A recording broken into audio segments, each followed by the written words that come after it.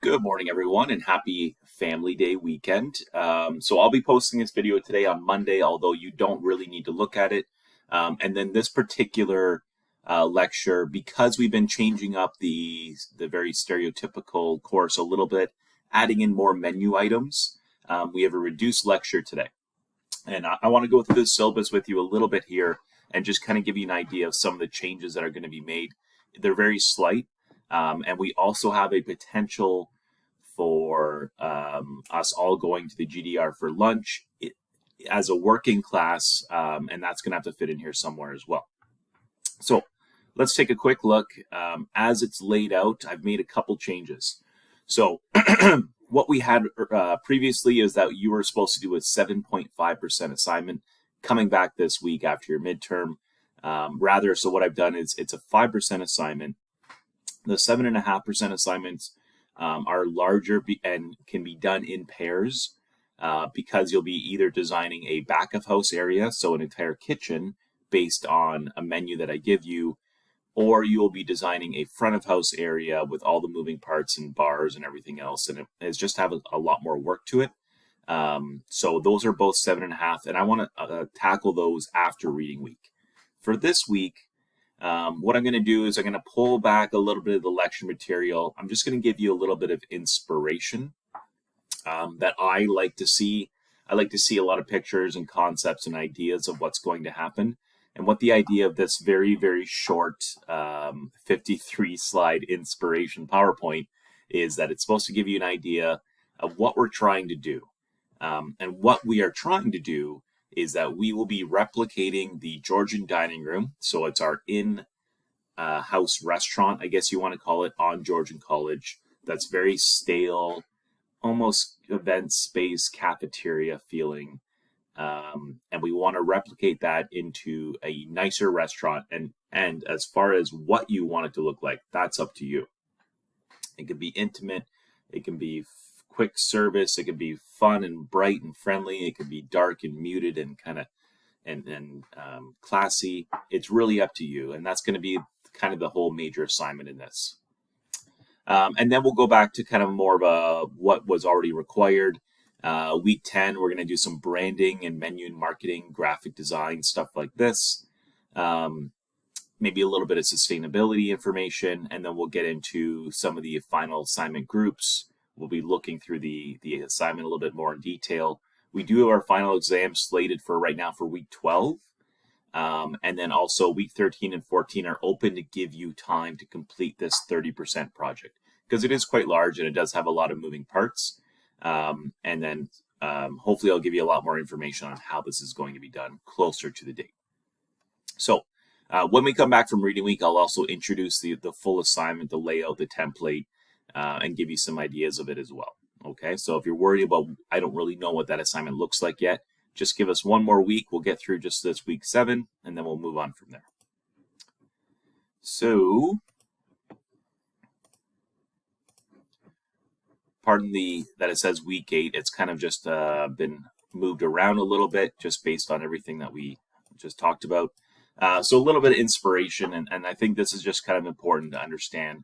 When we think about facility design, we are thinking about spaces that really humans are looking at and living at and being a part of. And it really doesn't matter what kind of space that you're given. So if you're in urban locations, often what will happen is that you're going to be in a space that's somewhat narrow. You might have several floors. If you're more rural locations, you might have more drawn out area on a single floor. But all of these have a brand. All of these have a theme what I hope you will notice as you go through is that a lot of the furniture is matching the theme. A lot of the fixtures is matching the theme. And things like branding and colors, they're all kind of coalescent with each other.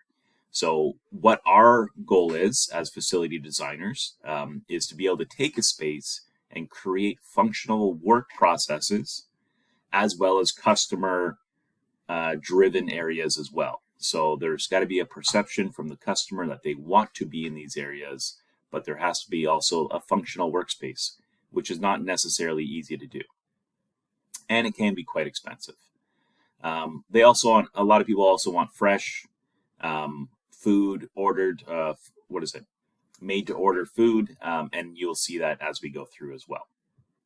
So a couple things is first is setting your right tone. So it's all very dependent on what your space is like.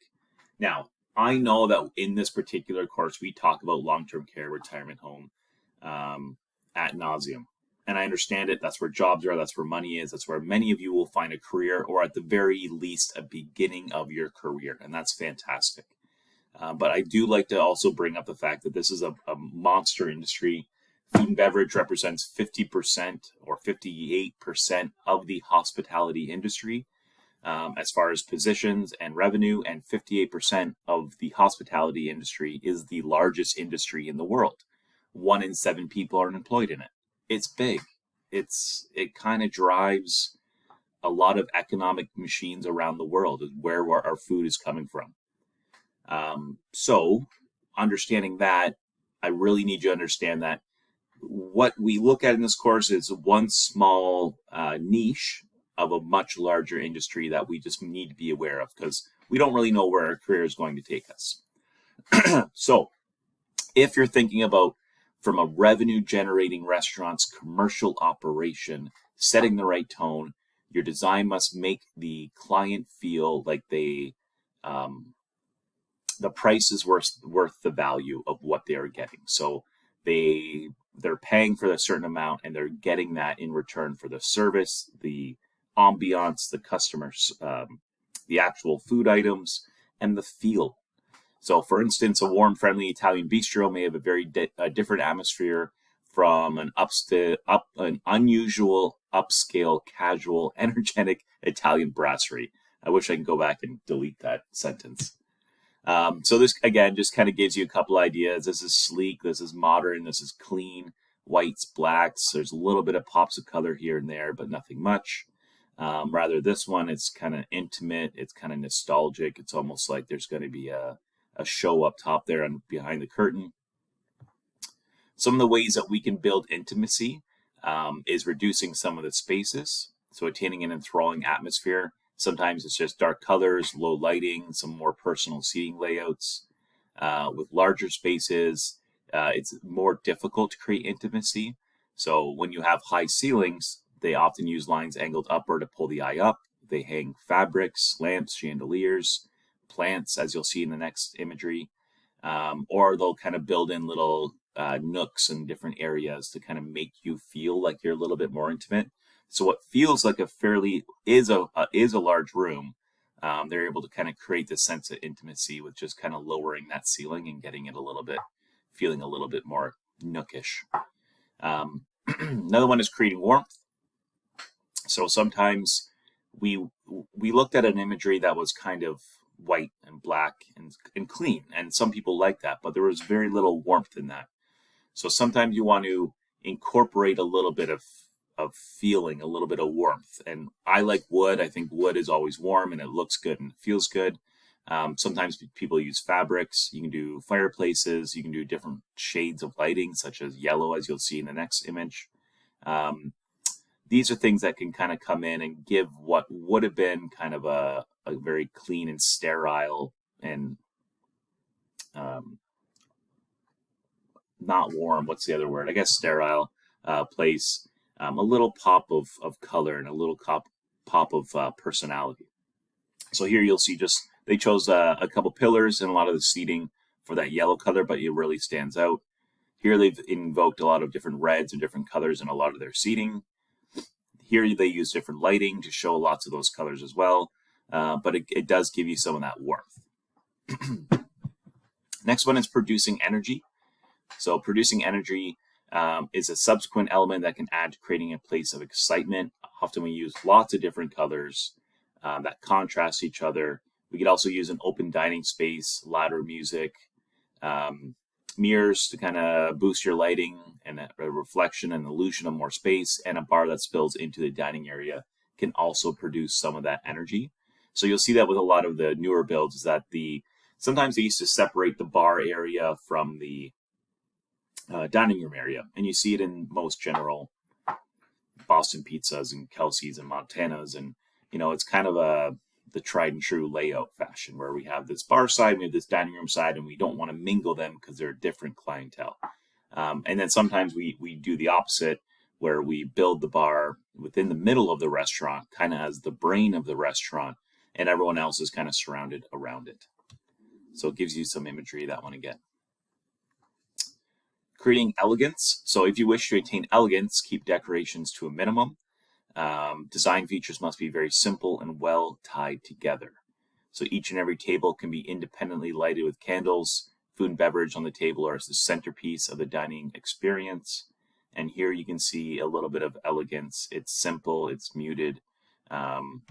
There's neutral colors, but they're darker, modern. And then casualness. So if you want to create some casualness, like you'll often see with pubs and sports bar and things along those lines, you want to incorporate these 4 elements. So roomy seats, mounted televisions, cheerful music, hodgepodge or makeshift decor, cluttered. This all works. So as you can see here, it's kind of a sports bar with all the sports memorabilia. Bunch of different levels, different lighting. Here you can see kind of the theme where it's kind of like some yellows and reds and browns. And again, here's another kind of dining car style restaurant theme as well. And then finally is servicescapes. So the impact of the physical surroundings on customers and employees. So everything that we design has an effect on the customer, of course, and it's a psychological reaction to the physical. So the weight of your cutlery when you pick them up off the table, the weight of the door or size of the door when we enter into the front door, the feeling of the fabric of what we sit on in the booth. These all really have a big impact, but very hard to show when you're designing things. So as we go through our major assignment, which will be the Georgian dining room redesign, a couple things that you're going to want to think about is, how do I, more than just showing you a new layout, how do I show what kind of feel the place will have? And you can do that by, perhaps showing me the different color schemes, a branding package, which will be one of your 5% assignments. It could be showing me the actual pieces of cutlery and utensils and different fabrics that you're going to be using.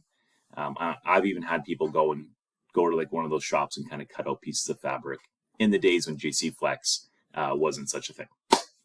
So that is just really supposed to give you a feeling for, maybe some inspiration as we get into now solely design-based projects. So what we'll be doing this week, and I'm going to stop the video here shortly and we'll jump into the how-to. What we'll be doing this week is that we'll be designing a cafeteria for 120 people. Now, that's not very inspirational, but these are one of the most common things that we have for food and service operations. It's in all, major workplaces, schools, militaries, prisons, hospitals, you name it. And a lot of shopping centers as well, like a Costco, an IKEA, malls, places like that. Anyways, so what we're going to do is try to take a large space, try to set it up for 120 people, but not make it try to feel so very blah and laid out and cold. So we're going to try to add a little inspiration into some of that. So this is going to be worth 5%. If you go to the assignments tab now, you will be able to see a video of exactly what and how I would like you to approach this assignment. And as always, it will be due at the end of the week. Okay? Thanks for tuning in. Next week, I will let you know about the major assignment as well as if we all get to go for lunch with each other. Okay.